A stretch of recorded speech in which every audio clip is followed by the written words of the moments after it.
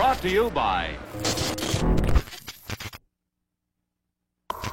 There are those of us who will always yearn for a greater form of fear, who seek out the dark corners of terror and wish to push their limits to the absolute breaking point. If you are one of those whose heart is dead set on setting your nerves ablaze and hunts for the scenarios deemed most extreme, seek out Hellbent.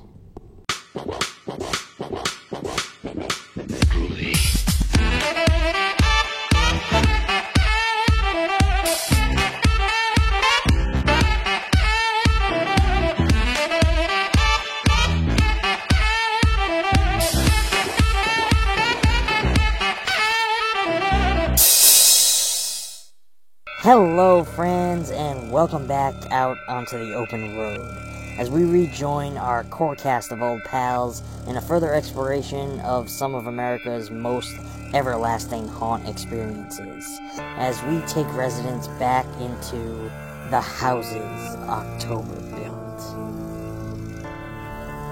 2. Recovering from the trauma of being kidnapped last Halloween by the Blue Skeleton, a group who take extreme haunts to another level, 5 friends decide they must face their fears in order to move on, heading back out onto the road to visit more haunted house attractions. However, signs of the Blue Skeleton start appearing again, and a new threat looms over them. The structure of this second entry's narrative centers mostly around Brandy, who has basically become an internet sensation in certain circles, known by the name Coffin Girl, as she is dragged back out into the open road with the boys and forced to face the trauma of her experiences last time around. I thought this was an interesting theme to focus on. The filmmakers could have just easily created a new film that centered around new characters who follow in their footsteps and become new victims to the Blue Skeleton. The idea of following our group further and exploring what these types of places can do to different people was interesting. We see that it damaged Brandy to some degree, where the unwanted fame in some ways pushed her into hiding, changing her appearance and cutting her close ties with the core group for the most part. While with the guys, it only fueled their drive to go back out there and hit the ground running harder. I appreciate that this time around the film embraces a few changes to the formula. Most filmmakers who struck gold would want to just repeat the process and bank the profits for more of the same.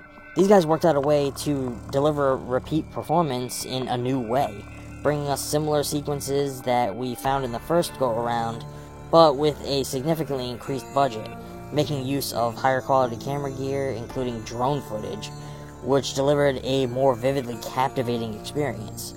They also chose to include some new and different types of horror-related experiences into the mix, including a zombie pub crawl and a zombie 5K run, which I felt added some more variety.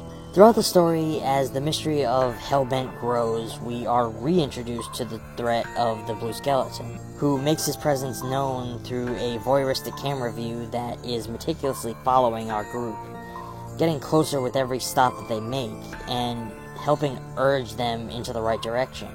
Our friend, the Porcelain Doll Girl, makes a return as well, hidden throughout the various haunts in select shots that lead us toward a greater role in the finale. A theatricality is brought to the Blue Skeleton sequences in the film, which for me took away from the original style and feeling that the first film delivered. Personally, I don't have a whole lot to say about this film because it just didn't do it for me the way the first one did. I think a lot of what made the first film work for me, personally, was the fact that it was so simple, reserved, and lo-fi. The limitations of the production brought a more independent realism to the aesthetic that is lost this time around. Like it could have actually been made by a group of friends who went on a road trip, which it basically was. I'm giving The Houses October Built 2 a C. This is not a bad film by any means. It builds tension well and crafts a narrative this time around that is familiar but fresh and takes the story forward without looking back too far. I think if you're a fan of the original film, this will deliver just enough to satisfy most of you.